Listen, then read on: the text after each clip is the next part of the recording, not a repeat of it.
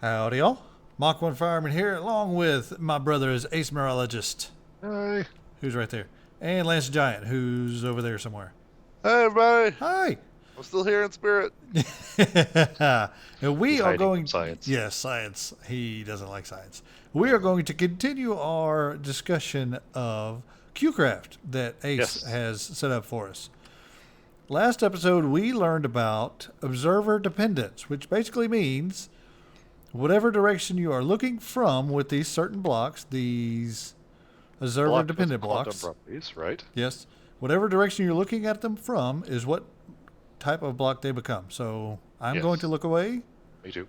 and look back, and they're orange. I'm going to come over here, look away, and look back, and they're red. And come over here, and look away, and look back, and they're blue. And come over here, and look away, and look back, and they're yellow. And we're going to do the same thing from the top. Look away, look down, look away, look down, and they're purple. Same thing here. Look down, look up, and they're orange and green. Sorry, that was me. Jerk. All right. And the way you can make them not do that is to wear these goggles here that are the anti-observation goggles. Click, Yes. put those on, and now I don't count as an observer. It doesn't matter if I'm looking at them or not. Ace can look away and look back and make them change. Yes. The thing about QCraft on a multiplayer server is if anybody is observing it, the block cannot enter a quantum state. Right. The only time they can enter a quantum state is when nobody is observing them. Right. Okay. So to simulate that, there's the anti-observation goggles, which is going to allow me to move around and be the only observer and able to therefore demonstrate the properties, Gotcha. rather than both of us having to look away and then look back Gotcha. and making you guys motion sick with, our Movements. host and cameraman constantly whipping around at full speed. Right. Okay. So these are the observation blocks. Observation blocks.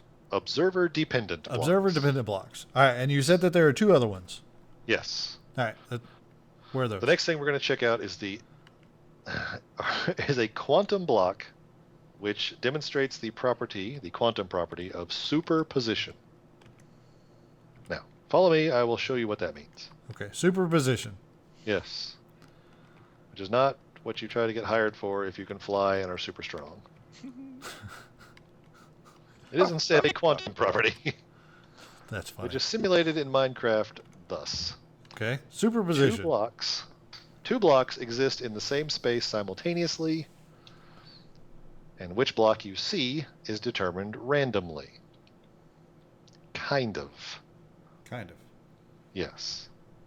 The main takeaway here is that two blocks, based on your recipe, that I'll show you in a second, are in the same place simultaneously, in the place of one block simultaneously. All right. All right? Okay. Follow me. Following you.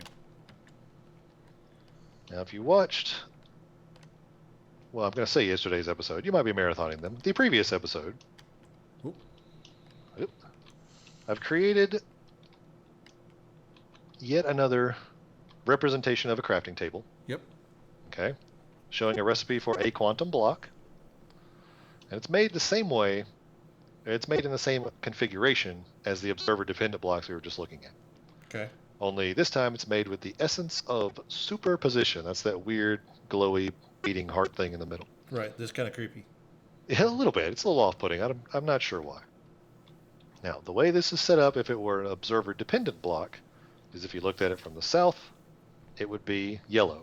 Okay. If you looked at it from the north, it would be red. Yep. If you looked at it from the west, it would be blue. Right. If you looked at it from the east, it would be orange. Gotcha. Look at it from the top, it's purple. From the bottom, green. Gotcha. Okay, once you place the block in the world, the face that you see is determined by this arrangement. Now, that's an observer-dependent block. Superposition adds one more element of randomness to it. It gives you a 50-50 chance that what you're going to see comes from either side of the axis you've created it on. Like you see, I'm moving back and forth here in front of the east-west axis. Correct. Right, if you look at a block like this, that's quantum block with superposition, you're going to get a 50-50 chance of seeing blue or orange. If All right? you look at it from the east or the west. Okay. Okay? If you're looking at it from the axis defined by the recipe, you get a 50-50 chance that it's the block on either end of the axis. That sounds more complicated than it is because it's really hard to explain, but it's actually pretty simple. Right. So basically what you're saying is if I'm looking at it from the east, is it going to be either the east side? Is it going to turn either the east or the west? 50-50. Correct. Yes. Okay, if I look at it from the north, it's going to be either the north or the south one. Correct. 50-50. Right. Okay. Every time you're not observing it and it enters that quantum state, when you observe it again, there's a 50-50 chance it's going to take on one of those two states. Gotcha.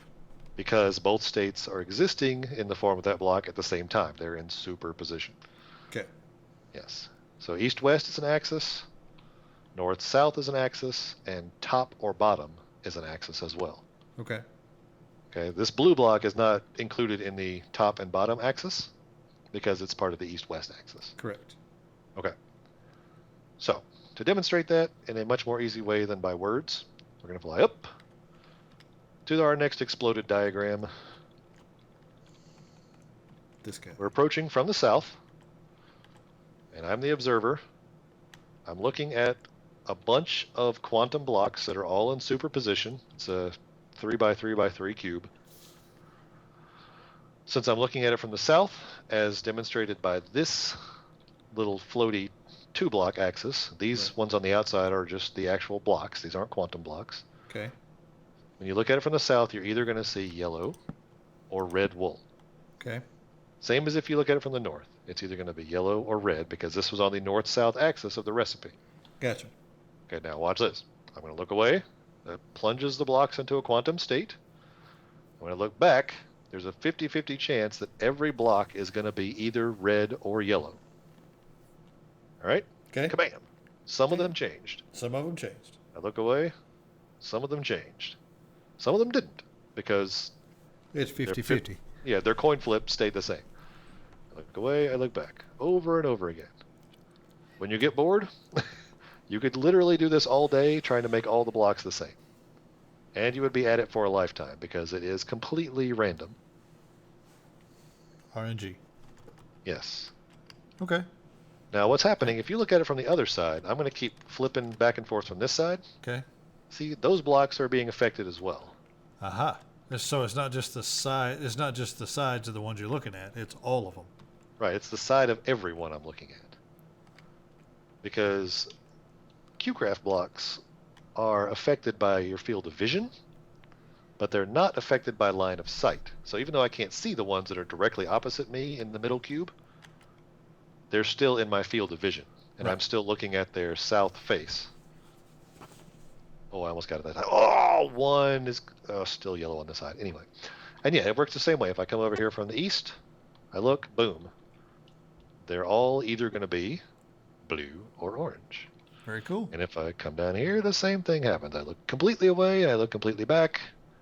They're either going to be green or purple.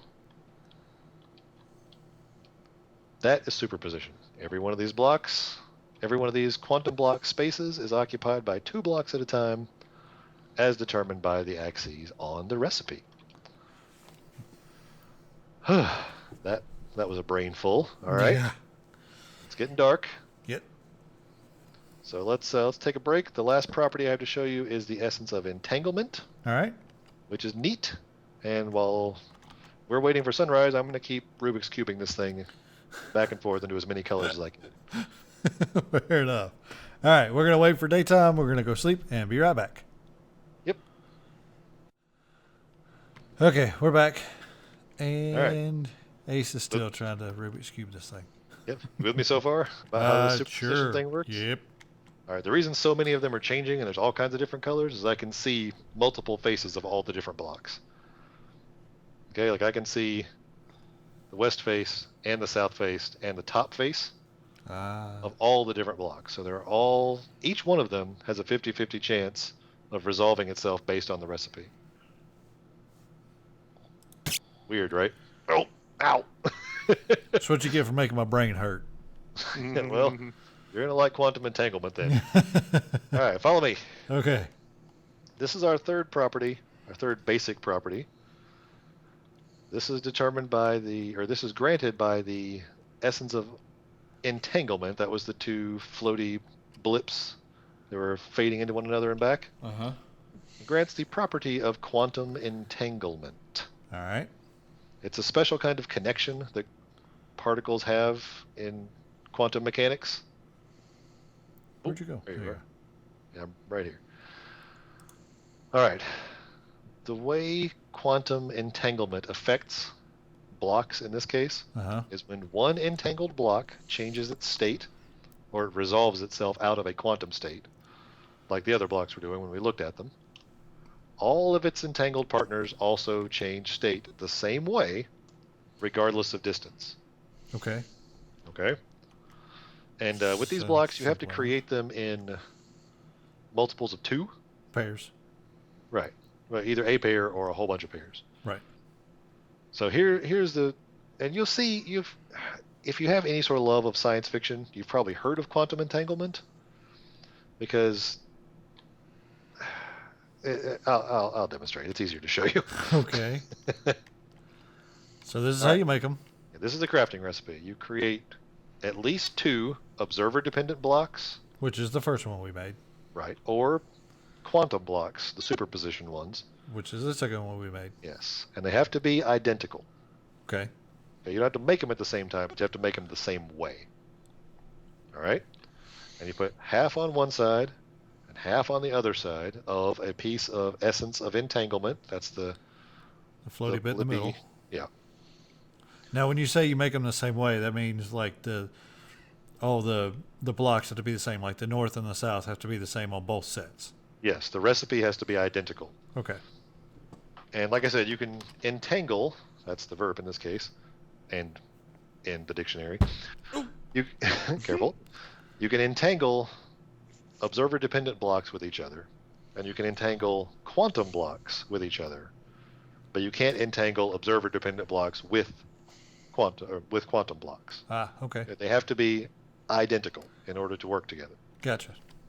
All right. So when you do this, the blocks that you get out of this will be entangled, and in your bar they'll be called entangled blocks instead of observer-dependent or quantum.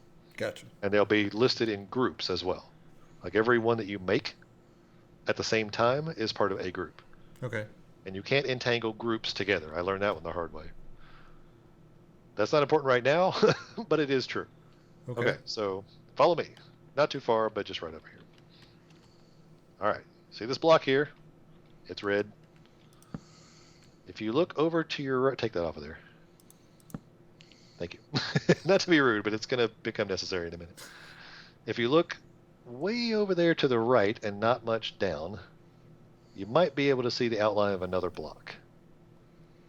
Right. If you can't, there. just follow me in a second. Yeah, I see it. I've entangled this block with that block. Okay. They're both observer-dependent blocks that change from red wool to black wool to nothing based on the recipe. I didn't mock up the recipe here, but take my word for it. Okay.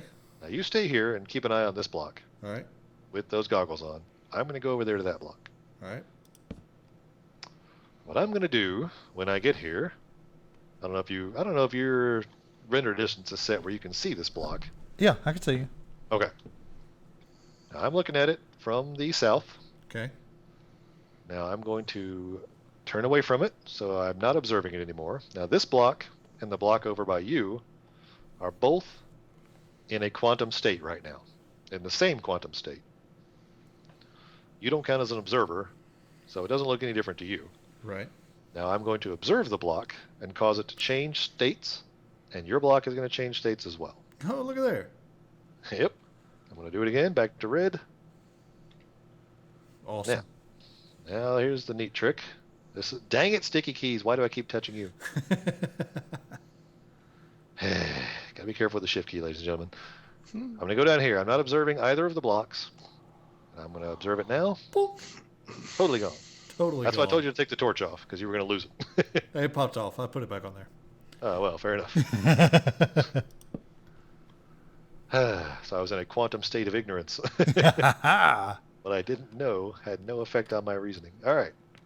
So yeah, that's entanglement. Now, if I observe either of these blocks, it works the same way. I'm not sure exactly what the distance is. I should be able to put my block out of my field. There, I did it. Yeah. I'm looking at your block, which is changing mine. That's pretty cool. Yep. So that is quantum entanglement in a nutshell. The way science fiction writers like to use this is there's a subatomic particle called a quark, which has properties that scientists call spin, although it has nothing to do with rotation. They just call it spin because scientists like to apply words to things sometimes. And if you have two entangled quarks, the change in the spin of one changes the spin of the other instantaneously, no matter how far apart they are. So what science fiction writers like to do is say, there's a machine over here that reads the spin of one quark, and there's a machine somewhere else in space that reads the spin of the other entangled quark, and you can change one from, say, up to down, and up and down over and over again, and simulate ones and zeros in computer code over that vast interstellar distance instantaneously. Play Mass Effect. They'll explain it much better than I just did. Now. What? What? Oh, sorry. What? Wake up. No, my bad. There's one more thing I want to show you. Okay. But it is down there. All right. So you'll see like a circle in the snow. I do. I'm going to drift right down to just about here, maybe? Maybe here, yeah. Oh, God. Careful. A little farther. There it is. Yes. This was not here a second ago. Hi. Correct. What I've created here is a fake witch circle, a fake witch stone circle. Right. You see these a lot in Attack of the B Team. This one is not rife with spawners, and it doesn't have a dispenser in it either. Yes. I've created this out of entangled quantum blocks. Okay. Okay, every piece of cobblestone that you see is an entangled quantum block. Gotcha. So, and the way they work is if you see them from any of the cardinal direction faces, north, east, south, or west, they're cobblestone. Right. If you see them from the top or the bottom, they're either glowstone or nothing. They were nothing when we arrived because to get my bearings I had to look down and I turned them into nothing. I see. And there's a 50-50 chance of what they're going to be. Now I've hidden a little keystone over here that I'm going to use to try to change the whole thing. I believe I just turned them off. Yes, you did. The sphere. Yep. I'm going to do it again. I look away. Oh, Back. God, and it's glowstone. Yep. Awesome. That's how an entangled superposition set of blocks work. And because I changed the state of one, in fact, you're going to come over here. Okay. Yeah, if you look underneath this little floaty rock thing, you'll see a bit of glowstone peeking out over there. Yeah. Wake up, Lance the Giant. I'm here. He's fine. Yeah, if you look up under there, you'll see a little bit of glowstone poking out. Yep. That's my keystone. That is the same kind of entangled quantum block as all of these other ones. Uh-huh. Now, if you keep looking at it, I'm going to look away, and I look back. Whoop, I didn't look far enough away. I look away and then back. Since I looked at the, in this case, east side of any one of these blocks, I turned them all back into cobblestone. Right. Even the one that's back there in the hole, even though I can't see it. Because it's in your field of view. No, that one's not in my field of view, but it's entangled with all of these. Oh, you're talking about the one over there. Okay, I see. The keystone. Yeah, keystone. The change in state of the one changed the state of all of the other ones. I got you. Very cool. Yep, Okay, now. That's the gist. Okay, so you're saying that this doesn't just look like glowstone, it actually is glowstone. Right, if you want to break one of those, it would drop 2 to 4 pieces of glowstone dust. Now that's all it's going to drop. You don't get the quantum dust back. Yep, see? Dropping dust for days. Awesome. And if you change it to cobble? No. Right. Yeah, if I turn it into cobble, Or smooth man, stone. it's cobble. If I turn it into cobble and you break one of those with a pick, it will drop cobblestone. Why not? I do have my pick. It's just going slow because I guess it's a different thing. Yep. It dropped cobble. That's awesome. Mm-hmm. And if I were to turn it off, I happen to nail it. It's a 50-50 chance, like I said, because they're in superposition. And there they go. Now, leave them off for a second. Yep.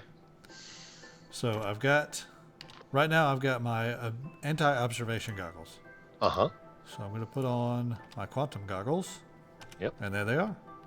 Mm-hmm. Even though they were disappeared. Right. What you're seeing is a representation of the quantum state that they would be in. I think is how that is explained. But yes, this is the thing I was having so much trouble with making, because I kept moving around before I placed my keystone and making the blocks disappear. Ah. So when I put on the quantum goggles, the green ones, I was able to place them, and you can land on one of those things even though they're not here. Oh yeah, I did. Okay. Yep, because it's a physical block when you're viewing its quantum state like that. Bing. Fridge boy. Okay. Yep. So that's the gist. That's the very simplistic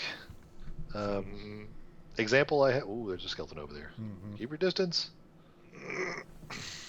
So yeah, that's the three basic properties: observational dependence, superposition, and entanglement. Very cool. Yep, and that is the that is the least of what you can do with QCraft. There's all kinds of other stuff. Like if you're clever, you can figure out all sorts of neat ways to use this. If you're not clever, you can change a block into another block, make a block disappear, make a witch stone out of glowstones. Yeah, there's also other devices that you can create. I looked up and then down. No. There's other devices you can create with these things. There's quantum computers, which they store and or teleport blocks in a certain space. Okay. You can create quantum portals, which will take you to other places in the overworld or into other dimensions. Oh. Or even into a different server if the other server has the same setup and has allowed you to do so. Oh, that's pretty cool. Yeah, it's crazy, really, what you can do with this stuff. Yeah, no kidding. I mean, from simple trap making to complicated artistic arrangements. You can make buildings that appear and disappear, land masses that appear and disappear. It's nuts. Yeah. The mind boggles. Yeah. Speaking of boggles, I think I've had enough of quantum craft. QCraft. So I believe we're going to call it an episode and call it quits for quantum craft for a little while. Yes. Yeah, I'll be setting up some stuff because I love playing with this system. I'll be setting some stuff up here and there, and I'll show you every once in a while when I get something working. Yeah. But yeah, no more big lectures until I figure out how to make the more advanced stuff work. Sounds good to me. Lance the Giant, you okay with that? He's out. asleep. Well, it is night, so of course he's asleep. Oh, of course he is. So, all right. Well, as always, we appreciate y'all for watching. If you have any questions about all this madness, like I said last episode, feel free to put them in the comment section below, and I'll pass them on to Ace, and we'll get them answered eventually, I'm sure. If you enjoyed the video, please feel free to leave a like. If you learned anything from it, then leave a like, and we'll see y'all next time. Next episode, we'll do something. We'll do something exciting. I don't know. We'll do something. We'll figure it out. Sure. But we'll explore. We'll explore. Yeah, we'll go explore. So, yeah. Thank you all for watching, and we'll see you next time. Science!